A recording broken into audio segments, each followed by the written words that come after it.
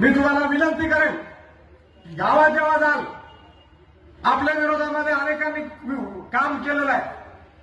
परंतु मी नम्र विनंती करेन कार्यकर्त्यांना की गावामध्ये गेल्यावर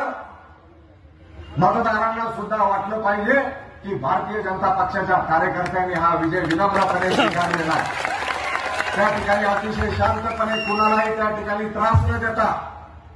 उलट आता अजून जर आपल्याला 200ची लीड असेल तर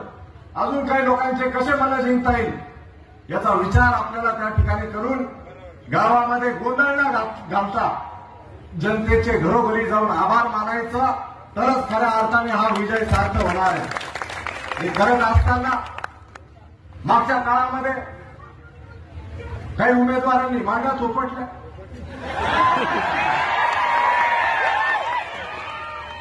कशा चोपटल्या,